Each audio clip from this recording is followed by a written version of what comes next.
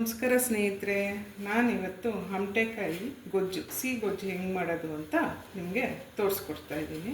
ಅದಕ್ಕೆ ಬೇಕಾಗಿರೋಂಥ ಸಾಮಗ್ರಿಗಳು ಹಮಟೆಕಾಯಿ.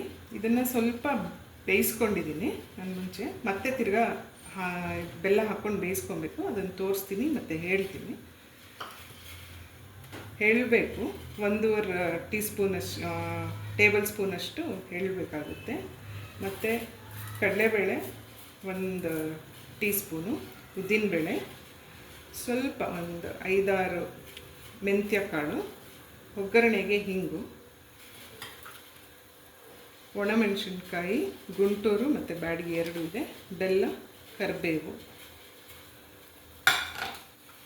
ಸಾಸಿವೆ, ಅರಿಶಿನ,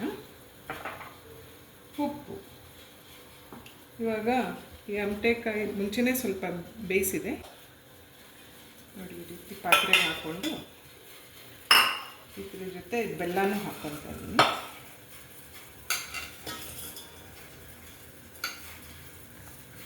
ಕರಿಬೇವು ಸ್ವಲ್ಪ ಬೇಯಿಸೋಕ್ಕೆ, ಸ್ವಲ್ಪ ಇನ್ನು ಒಗ್ಗರಣೆಗೆ ಇಟ್ಕೊತೀನಿ.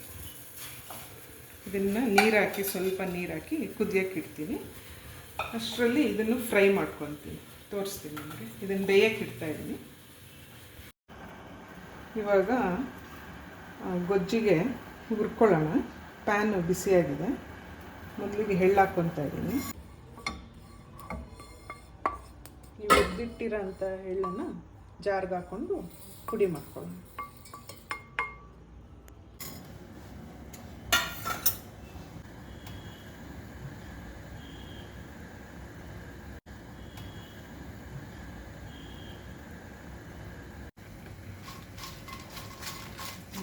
ಮೆಣಸಿನ್ಕಾಯಿ ಫ್ರೈ ಆಗಿದೆ.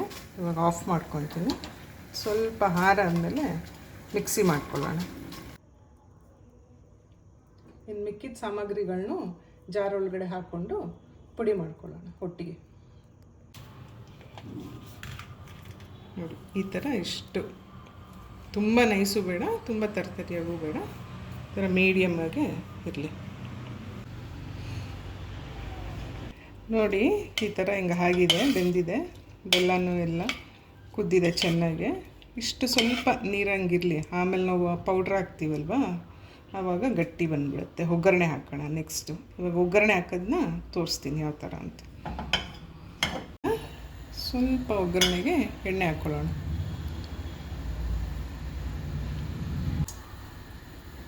ಇವಾಗ ಹಿಂಗೆ ಹಾಕೋಣ.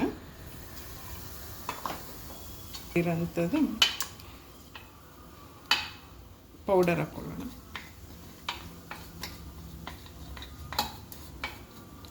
ಸ್ವಲ್ಪ ಜಾಸ್ತಿ ಅನಿಸ್ತಾ ಇದೆ ನನಗೆ, ಇದಕ್ಕೆ ಸ್ವಲ್ಪ ಉಳಿಸ್ಕೊತೀನಿ.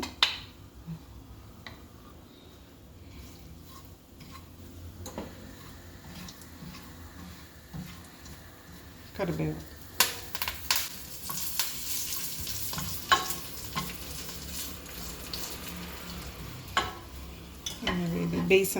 ಬೇಯಿಸಿಟ್ಟಿದ್ದೀವಲ್ಲ ಹಮಟೆಕಾಯಿ, ಬೆಲ್ಲ, ಇದನ್ನು ಇದಕ್ಕೆ ಬಗ್ಸ್ಕೊಳ್ಳೋಣ.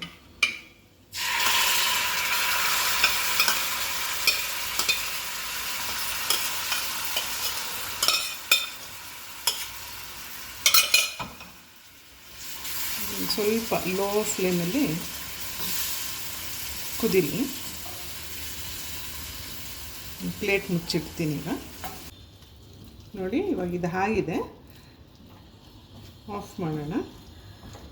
ಆಫ್ ಮಾಡಿಬಿಟ್ಟು ಸರ್ವಿಂಗ್ ಬೌಲ್ ಹಾಕೋಣ. ಸಿಹಿ, ಹುಳಿ, ಉಪ್ಪು, ಖಾರ ಎಲ್ಲ ಇರುತ್ತೆ, ಚೆನ್ನಾಗಿರುತ್ತೆ. ನಮ್ಮ ಅತ್ತೆಗಂತೂ ಇದು ತುಂಬ ಇಷ್ಟ. ಅವಾಗವಾಗ ಮಾಡಿಕೊಡು ಅಂತ ಕೇಳ್ತಾರೆ. ಇದು ಇವಾಗ ಹಮಟೆಕಾಯಿ ಸೀಸನ್ ಇದರಿಂದ ಇದನ್ನು ಮಾಡ್ತೀನಿ. ಇಲ್ಲಾಂದರೆ ಪೈನಾಪಲ್ ಗೊಜ್ಜು ಆ ಥರ ಏನಾದರೂ ಮಾಡಿಕೊಡ್ತೀನಿ ಅವ್ರಿಗೆ. ಈ ಥರ ಸಿಹಿ, ಹುಳಿ, ಖಾರ ಎಲ್ಲ ಇಷ್ಟ.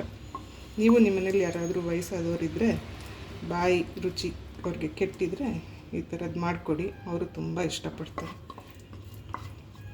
ರೊಟ್ಟಿ ಜೊತೆ ತುಂಬ ಚೆನ್ನಾಗಿರುತ್ತೆ. ಬಿಸಿ ಅನ್ನಕ್ಕೂ ಕಲಿಸ್ಕೊಂಡು ತಿನ್ಬೋದು. ನೋಡಿ ಸ್ನೇಹಿತರೆ, ಹಮಟೆಕಾಯಿ ಕಟ್ಟಾಮಿಟ್ಟ ಗೊಜ್ಜು ರೆಡಿಯಾಗಿದೆ. ಇದನ್ನು ಚಪಾತಿ ಜೊತೆ ತಿಂತಾಯಿದ್ರೆ ತುಂಬ ರುಚಿಕರವಾಗಿದೆ. ಹಾಗೆ ನಿಮಗೆ ಇದು ಇಷ್ಟ ಆದರೆ ನಾನು ಮಾಡಿರೋ ರೆಸಿಪಿ ನೀವು ನನ್ನ ಚಾನಲ್ನ ಲೈಕ್ ಮಾಡಿ, ಸಬ್ಸ್ಕ್ರೈಬ್ ಮಾಡಿ, ಶೇರ್ ಮಾಡಿ. ನಮ್ಮ ಮಿತ್ರಜಾತ ಚಾನಲ್ನ ಹಿಂಗೆ ಸಪೋರ್ಟ್ ಮಾಡ್ತಾ ಇರಿ.